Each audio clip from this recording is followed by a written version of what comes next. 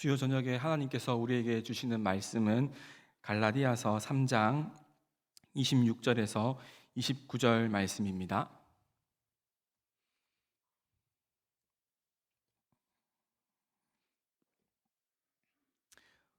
제가 가진 성경 신약 306페이지에 나와 있습니다.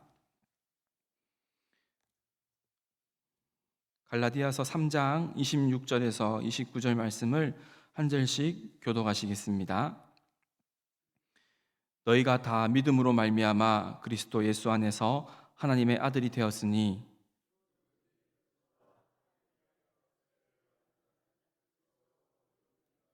너희는 유대인이나 헬라인이나 종이나 자유인이나 남자나 여자나 다 그리스도 예수 안에서 하나이니라.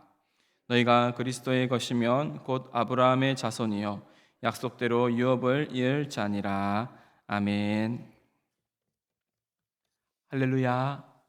오늘 수요 예배에도 잘 오셨습니다. 말씀 가운데서 길을 발견하시고 기도 가운데 그 길을 걸어갈 수 있는 능력을 얻으시는 귀한 은혜의 시간 되시기를 소망합니다. 오늘 본문은 오늘날의 교회가 어떠한 모습으로 이루어져 가야 하는지를 잘 보여주는 시금성과 같은 말씀이라고 할 수 있습니다. 교회란 어떤 곳인지, 교회가 왜 그런 곳인지, 교회가 왜 그와 같은 공간이 되어야 하는지를 선언하고 선포하고 있는 말씀입니다. 오늘 본문을 묵상함으로써 지금 우리는 어떤 위치에 서 있는지, 우리 교회를 향한 하나님의 부르심은 무엇인지, 그 부르심을 위해 내가 감당해야 할 몫은 무엇인지 다시 한번 발견하시고 기도하는 시간이 되기를 원합니다. 첫째로 우리는 다 믿음으로 말미암아 하나님의 아들이 되었다는 것입니다. 오늘 본문에서 바울은 갈라디아 교인들, 주로 이방인들이 회중이었던 이 갈라디아 교회를 향해서 이렇게 3장 26절 말씀에서 선포하고 있습니다. 너희가 다 믿음으로 말미암아 그리스도 예수 안에서 하나님의 아들이 되었으니, 갈라디아 교회는 지금 유대인들이 받아야 했던 할례를 받아야만 아브라함의 유업에 참여할 수 있다는 이 거짓 교사들의 위협 가운데 놓여 있습니다. 오직 예수 그리스도를 말미암아 믿음으로 말미암아 구원받는다는 이 바울의 복음 외에 또 다른 무언가를 덧붙여야만 온전히 이 구원에 참여할 수 있다는 이 주장이 갈라디아 교회를 흔들어 놓고 있었습니다. 이런 교회를 향해 바울은 선포하고 있는 것입니다. 너희는 다 믿음으로 인하여 하나님의 아들이 되었다라는 것입니다. 여기에는 믿음 말고 다른 무엇을 덧붙이려는 이 거짓 교사들에 대한 이 반대가 포함이 되어 있습니다. 내가 아끼고 사랑하는 여러분들이 하나님의 아들이 될 수 있었던 것은 오직 예수 그리스도의 죽음과 부활에 대한 믿음으로 말미암은 것입니다. 다른 무엇으로 인해 여러분이 하나님의 아들이 된 것이 아닙니다라고 바울은 간곡하게 그들을 설득하고 그들을 향해 선포하고 있는 말씀인 것입니다. 그렇다면 이 믿음은 무엇일까요? 예수 그리스도에 관한 믿음입니다. 예수 그리스도를 아는 믿음입니다. 그래서 바울은 그리스도 예수 안에서라고 본문에서 선언하고 있습니다. 이방의 수많은 여러 우상들을 섬기던 갈라디아 사람들이 어떻게 하나님을 아빠, 아버지라고 부를 수 있게 되었을까요? 그들이 어떻게 하나님의 거룩하신 영인 성령을 받을 수 있게 되었을까요? 이 모든 신분의 변화, 영적인 변화, 소속의 변화, 자리의 변화는 오직 예수 그리스도를 믿음으로써 일어났다라고 말하고 있습니다. 갈라디아서 2장 16절 말씀은 이렇게 그 바울의 믿음을 이렇게 말하고 있습니다. 사람이 의롭게 되는 것은 율법의 행위로 말미암음이 아니요 오직 예수 그리스도를 믿음으로 말미암는 줄 알므로 우리도 그리스도 예수를 믿나니 이는 우리가 율법의 행위로서가 아니라 그리스도를 믿음으로써 의롭다함을 얻으려 함이라. 율법의 행위로서는 의롭다함을 얻을 육체가 없느니라. 아멘. 그렇습니다. 성경은 우리가 하나님께 인정받고 하나님께 받아들여질 수 있게 된 것이 오직 믿음 때문이라고 말하고 있습니다. 그렇다면 이것은 구체적으로 어떤 믿음일까요? 갈라디아서 1장 4절은 그 복음을 이렇게 요약하고 있습니다.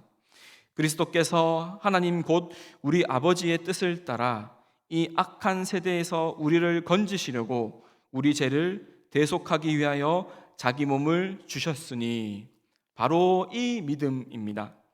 그리스도께서 하나님 아버지의 뜻을 따라 이 악한 세대에서 우리를 건지시려고 우리 죄를 대속하기 위하여 자기 몸을 내어주신 것을 믿는 것, 이것을 믿음으로 말미암아 우리는 하나님께 인정을 받게 되고 받아들여지는 것입니다. 다른 복음은 없습니다. 성령께서 우리 안에 내주해 주시는 것, 우리가 기도할 때 하나님을 아빠 아버지라고 부르짖는 것, 우리가 하나님의 자녀라는 이 고귀한 지위를 누리게 된 이 모든 것은 단 하나, 오직 예수 그리스도를 믿음으로 말미암아 된 것이라는 것입니다. 그런데 이와 같은 복음의 유일성을 해치는 가르침이 이 교회를 시끄럽게 만들고 있습니다. 예수를 믿는 것 외에 할례를 받아야 한다는 것입니다. 원래 유대인이었던 자들은 아무 상관이 없습니다. 그러나 이방인들은 이 다른 복음이 선포되어지는 순간 열등한 존재로 떨어지게 됩니다.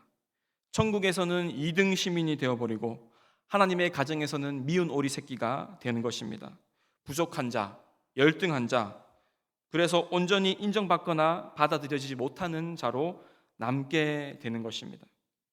이렇게 다른 복음을 전한 자들에 의해서 갈라디아 교회는 정체성의 커다란 위기에 직면해 있었습니다. 그래서 바울은 이 복음의 유일성 외에 율법을 덧붙이려는 거짓 교사들을 반박하며 공동체를 다시 바로 잡으려고 하는 것이죠. 예수 그리스도를 믿는 것 외에 다른 복음은 없음을 강력하게 선포하고 있는 것입니다. 따라서 사랑하는 성도 여러분, 우리 교회의 중심은 오직 예수님이어야 합니다. 오직 믿음이어야 합니다. 우리 신앙생활의 중심에는 오직 예수 그리스도를 믿는 믿음이 자리 잡고 있어야 하는 것입니다. 그것 외에 다른 중심을 두고자 할 때 우리는 누군가는 우월한 사람으로, 다른 누군가는 열등한 자로 구별해버리는 그런 실수를 범하게 되는 것입니다. 여기 앉아있는 우리 중에 믿음 말고 다른 것으로 하나님의 아들이 되신 분이 혹시 계십니까? 그리스도 예수 안에서 하나님의 자녀가 되었지 다른 것으로 말미암아 하나님의 자녀가 된 분이 혹시 계신가요? 아무도 없습니다. 우리 전부는 모두 다 믿음으로 말미암아 하나님의 자녀가 되었습니다. 혹시 돈으로 하나님의 아들이라는 신분을 사신 분이 계신가요? 혹시 사회적인 지위로 하나님의 자녀가 된 분이 계십니까? 혹시 학벌로 하나님의 딸이 되신 분이 계신가요? 혹시 문벌로 아니면 인물로 하나님의 아들이 되신 분이 계신가요? 아무도 없습니다. 우리는 모두 다 오직 예수 그리스도를 믿음으로 하나님의 자녀가 되었습니다. 우리는 모두 다 예수 그리스도를 신뢰함으로 하나님께 받아들여졌습니다. 우리는 모두 다 예수님의 죽으심과 부활을 믿음으로 하나님께 인정을 받았습니다. 아무도 문벌이나 학벌이나 사회적 지위나 돈으로 하나님께 인정받지 않았습니다. 가장 고귀한 자본이라고 할 수 있는 하나님 나라의 경제가 있다면 유일하게 통용 가능한 예수 그리스도를 믿는 이 믿음의 화폐로만 하나님께 받아들여지게 된 것입니다. 믿음의 자본만이 우리를 하나님의 아버지의 자녀로 변화시켜 주는 것입니다. 그 외에 아무리 이 세상에서 좋은 것을 준다 할지라도 하나님 아버지께는 아무런 소용도 가치도 없는 것입니다. 그러므로 우리가 모두 다 한 분도 빠짐없이 오직 예수 그리스도를 믿는 믿음으로 자녀가 되었음을 깊이 감사하며 오직 예수 그리스도와 그분을 향한 우리의 믿음만을 교회의 중심에, 그리고 나의 신앙생활의 중심에 새겨 넣으시는 저와 여러분 되기를 소망합니다. 두 번째는 우리는 모두 다 그리스도 예수 안에서 하나라는 사실입니다. 바울은 교회의 두 가지 특징을 오늘 본문 말씀 28절을 통해서 드러내주고 있습니다. 첫 번째는 다양성이고 두 번째는 통일성인데요. 너희는 유대인이나 헬라인이나 종이나 자유인이나 남자나 여자나 다 그리스도 예수 안에서 하나이니라 말하고 있습니다. 지금의 교회도 마찬가지이지만 이 갈라디아 교회에는 다양한 사람들이 섞여 있었습니다. 물론 압도적으로 많은 회중은 이 헬라인들, 이방인들이었을 겁니다. 어쨌든 그곳 교회에는 유대인도 있었고 노예도 있었고 자유시민도 있었습니다. 또 남자나 여자 한 무리만 있는 것이 아니라 남자와 여자가 함께 섞여 있었습니다. 교회의 첫 번째 특징은 다양성입니다. 왜냐하면 교회라는 그릇에 담긴 이 복음이 이 보편성을 갖는 것이기 때문입니다. 왜 이렇게 교회에는 다양한 사람들이 모여 있을까? 세상 어떤 단체에도, 세상 어떤 종교에도 이렇게 다양한 사람들이 모이지 않는데 왜 이 복음을 가진 교회에는 이렇게 다양한 사람들이 모여 있을까? 이것은 복음이 특정한 인종이나 특정한 계급이나 특정한 지역에만 국한되어 힘을 발휘하는 이 반쪽짜리 진리가 아니기 때문입니다. 로마서에서 바울은 이를 분명하게 언급하고 있습니다. 로마서 1장 16절 말씀입니다. 내가 복음을 부끄러워하지 아니하노니 이 복음은 모든 믿는 자에게 구원을 주시는 하나님의 능력이 됨이라. 먼저는 유대인에게요 그리고 헬라인에게로다. 그렇습니다. 복음은 모든 믿는 자에게 구원을 주시는 하나님의 능력이 되는 것입니다. 복음은 믿음으로 받아들일 때 그 어떤 인종의 사람이라도, 그 어떤 계급의 사람이라도, 그 어떤 지역의 사람이라도 다 하나님의 자녀로 다시 태어나게 하는 능력이 있는 것입니다. 인종과 지역과 계급에 갇히지 않는 초월적이고 보편적인 능력이 바로 우리가 믿고 있는 복음의 능력입니다.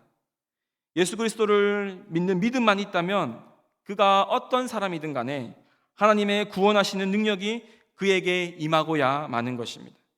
그를 새롭게 태어나게 하고 하나님의 자녀로 거듭난 생활을 하게 만드는 능력이 됩니다. 복음은 이와 같이 보편적이고 그리고 초월적인 구원의 소식인 것입니다. 따라서 교회 안에는 노인도 있고 사춘기 청소년도 있으며 그리고 무직자도 있고 회사원도 있고 외국인도 있고 내국인도 있습니다. 교회 안에는 일용직 노동자도 있고 기업의 경영인도 있습니다. 교회 안에는 다양한 사람들이 있는 것이 너무나 당연한 것입니다. 왜냐하면 복음은 사람을 가리지 않기 때문입니다. 너의 출신이 무엇인지, 너의 배경이 무엇인지, 너의 피부색이 무엇인지 가리지 않고 모든 자를 구원하시는 하나님의 능력이기 때문입니다. 복음에 대한 믿음 하나만 있으면 됩니다. 그것 외에는 아무것도 따지지 않습니다. 입회하려면 조건이 따로 없습니다. 믿음 하나면 충분합니다. 이것이 교회가 여러 다양한 사람들로 구성되어지는 필연적인 이유인 것입니다. 그런데 어떻습니까? 다양한 사람들이 모이다 보면 어떤 일들이 생겨납니까? 서로 다른 옷을 입고 서로 다른 음식을 먹고 서로 다른 문화권 속에서 살았기 때문에 다투기도 하고 갈등하기도 하며 그렇게 살아갑니다. 어쩌면 교회란 본질적으로 갈등하는 공동체일지도 모르겠습니다. 그러나 이러한 다양함과 서로의 다름, 그로 인한 갈등이 교회의 이야기의 끝이 될 수는 없습니다. 왜냐하면 교회에는 두 번째 특징인 통일성이 있기 때문입니다. 갈라디아서 3장 28절 말씀은 이렇게 고백하고 있습니다. 너희는 다 그리스도 예수 안에서 하나이니라. 다양함이라는 교회의 특징이 이 함께 파멸로 떨어지지 않도록 붙들어주는 것이 있습니다. 그것은 바로 예수 그리스도이십니다. 교회의 다양한 구성원들이 서로 다른 생각과 서로 다른 가치관과 서로 다른 습관 그리고 생활 양식을 지녔음에도 불구하고 다 같이 성장하고 다 같이 살아갈 수 있는 그 비결은 이 모든 다양한 것들을 뛰어넘는 본질적인 통일성이 서로 안에 있기 때문이라는 것입니다. 바로 신자 한 명 한 명의 심장에 새겨져 있는 예수 그리스도라는 이름 덕분입니다. 우리 모두가 예수 그리스도를 나의 대속자요, 나의 주인이시요, 구원자로 고백하고 있기 때문에 다른 모든 차이는 덜 중요한 것이 되고 맙니다. 가벼워지는 것입니다. 더 중요한 것을 공유하고 있기 때문이지요. 예전에 대한민국 사람들이 이 IMF 외환 위기를 겪었을 때 이 금모으기 운동을 통해서 이 위기를 극복하는 데 힘을 보탠 적이 있었습니다. 지역 갈등과 이념 갈등과 세대 갈등, 여러 가지 많은 갈등이 존재하는 우리나라였음에도 불구하고 다 같이 대한민국의 위기를 극복해 보자는 마음으로 이뤄낸 놀라운 결과였습니다. 다양함보다는 이 대한민국 국민이라는 이 통일성에 초점을 맞춘 결과이죠. 교회는 더할 나위 없습니다. 하나님의 자녀라는 공동의 정체성이 다른 모든 차이를 뛰어넘게 만드는 것입니다. 세대 차이, 가문 차이, 지역 차이 등등 다양한 차이를 별로 중요하지 않은 것으로 만드는 더 중요한 중심이 있기 때문입니다. 예수 그리스도의 이름 앞에서 다른 모든 차이는 그저 서로를 이해하고 바라봐줘야 하는 그런 차이가 되어버리는 것입니다. 사소한 차이들과는 비교할 수 없는 이 예수 그리스도라는 중심 가치가 교회 안에 있기 때문인 것입니다. 사랑하는 성도 여러분, 우리 교회 안에는 다양성과 통일성이 조화롭게 공존하고 있나요? 우리 교회 안에 다양한 부류의 사람들이 적절히 섞여 있습니까? 아니면 특정 부류의 사람들만, 특정한 생각들을 하는 사람들만 모여 있지는 않나요?